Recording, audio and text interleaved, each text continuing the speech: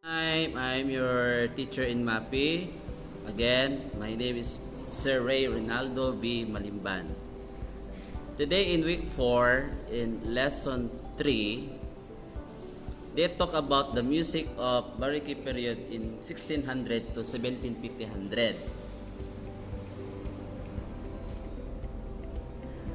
The Baroque period from 16 to 1750 from the Portuguese term by Barroco, which means the oddly shape of pearl. It is an Italian philosophical term which means the paradoxical, the flowing of the elaborately ornamental. The early Baroque period is characterized by the revival and imitation of the theatrical genres of in 16th to 17th century, led by the great dramatists of William Shakespeare and Christopher Marlowe and Claudio Monteverdi of Italy. The Baroque music theories dynamics shifting on the intensity of the volume from the soft to loud and vice versa on the burst of novo music, or in English, new music. So in Baroque music period, that the word itself is from the Italian word again in Barocco, meaning desire. The Baroque music period was from 1650 until the approximately 1750 and is considered to have finished with the death of Bach and Handel. It used the polyphony was very ornamented and use of constructive elements. So there were two geographical influence by the 19th Germany, the Holland use of counterpoint, especially the previous Europe room used to sonatas and the concertos. The Italian violist clearly influenced by the many pieces of cadences of melodies. What is it the Baroque period again? That they describe the art from the certain period in his history. This not just mean music but is a period of Baroque architecture or literature in art. This period was a very cultured period with lavish architecture and the art that display bright colors and elegance. As a result of period music reflected to the mood of the times, and this was a time the musical change in the Baroque era in 16 to 1750. So an era of the new ideas, innovations of the arts by the literature and philosophy. Italy led way the new ideas and passion. Baroque comes from, in the other hand, of the imitations in the concept and another to design of the magnificent effective of including the painting of newspaper or giving wider access to the knowledge and formations. They do the theatricalism of the grand concepts. How to performing by the audience. So during this period, composers or musicians did not perform just for wealthy people in their homes, but began to perform in music halls. As the traditional orchestra began to develop, musicians would put on shows or concerts in the large music halls. Men traditionally composed and play instruments, but women did join choirs. Baroque's main objective was to hear the words clearly and understand and the mood they were trying to promote. By Johann Sebastian Bach in 1685 to 1750 was one of the most famous in the Baroque composers and organists. What are some areas characteristic of Baroque music? Number one is The Baroque emphasized the emotion in music writing and the repetitive rhythms that drive the music forward.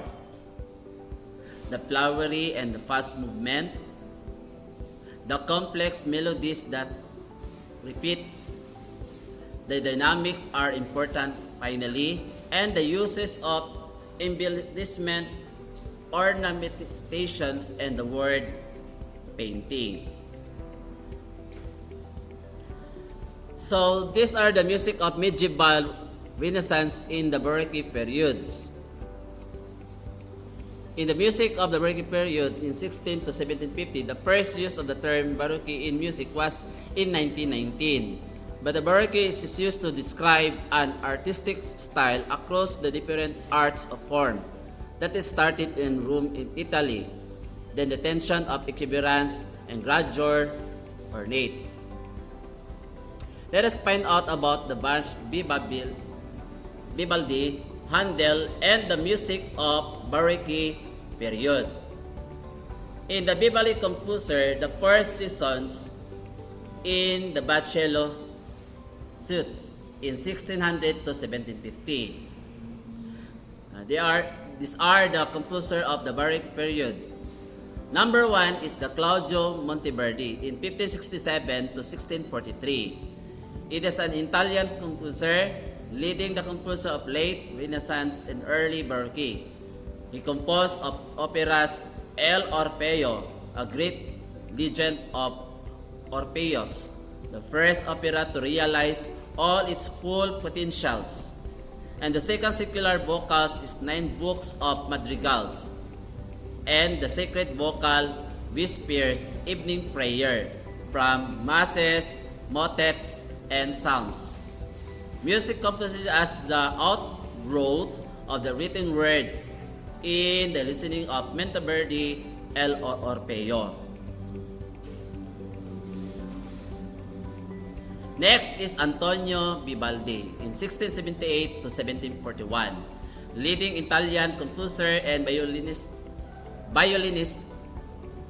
Development of concerto form. His concert as definitive of the genre in the Baroque into the classical era. He composed of orchestral music over the 500 concerti or 239 for the violin, including the 4 seasons, program music, chamber music, a sacred vocal by oratorio, mass, and hymn. Next in the secular vocal by cantatas and over the 50 operas. And these are the listening of Vivaldi Violin Concerto, Le Quattro Stagioni, the 4 seasons. Next is George Freidrich Handel as a composer. George Friedrich Handel, 1685 to 1759, was born in Germany and lived in the work in England. He was famous for his operas, oratorios, religious versions of opera, anthems, hymns, and organ concertos. Next, from the Baroque period, the composer is Johann Sebastian Bach, a church organist. He is also a composer and organ music in a music family that 20 children, C.P.E. Bach and Wilhelm F. Bach, her brother, and a Fugue in the G minor and the Brandenburg of Concerto. Another from the Baroque period, the composer is George Freidrich Handel. He is an opera composer born also in the Germany, where from the King George I, the Messiah or the Hallelujah chorus. So each of the composer, they gives the elements of the Baroque music. The 2 most common elements were continue, also called through the bass of ornamentations. This demonstrate was a composer writes and the player performs. Both of these styles came from the Renaissance. The continue typically had harpsichord, and cello added harmony to Baroque music. This part was also called figure bass. Ornamentation is the embellishment of music. This was not often written to the music, and the vibrato was considered as ornamental enhancement of a given note or musical movement. In the Baroque orchestra, the concept of orchestra appears now, and it is a set of instruments together by the chants, but the group design where the string will soon to be dominant family of the whole. Compared with the modern orchestra, the Baroque orchestra is small and a variable composition, but already includes the sections of strings, woodwinds, brass, and percussion. There is still no conductor. So by the modern standard, a Baroque orchestra was small, often consists of 50 players. The orchestra evolved into the performing group based on the instruments of the violin family. The tone color of the Baroque period was distinctly subordinate to other musical elements like melody, rhythm, and the harmony. So the style of the musical forms of the Baroque is the masque, the musical drama, the ternary aria, the suite, and the fugue. These are the sets of the Baroque period, a set of the musical instruments. We have the bassoon, the timpani, the natural trumpets, the double bass, the wooden flutes, the first violins, violas, harpsichord, cellos, and the second violin and the conductor. This is the pattern why the Baroque period was included by making their instrumental music performing. Again, let's try to review. The Baroque period started around 1600 and ended around 1750. So it gave a more defined style of music than the Renaissance period. Started because music was developing into the something new. And lastly, who was Antonio Stradivarius? Did you know Antonio Stradivarius? Okay. He was the greatest Italian violin maker. He made 650 instruments, mostly violin called the Stradivarius. So the Italian orchestrato of Musicero, a male singer who was tested, has been removed during the boyhood to enable him to continue singing at soprano, mezzo-soprano, or alto pitch thereafter.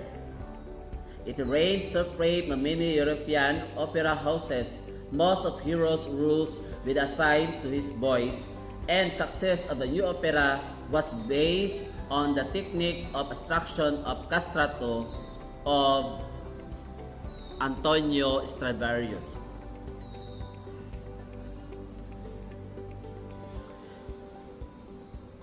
Let's try to review the chapter. The Baroque era characterized by the revival and imitation of ancient theatrical genres in the 16th and 17th centuries. The greatest and most enduring results of the dramatic impulse of the Baroque era was opera. A genre draws together art, architecture, music, and literature. The function in the style of music in the Baroque include church, chamber, and theater. Among the great musical artists of Baroque period include Freidrich Handel and Vivaldi. And also Antonio Stradivarius was the greatest violin maker. So that's all for today's lesson in week 4, grade 9. Thank you very much and have a good day.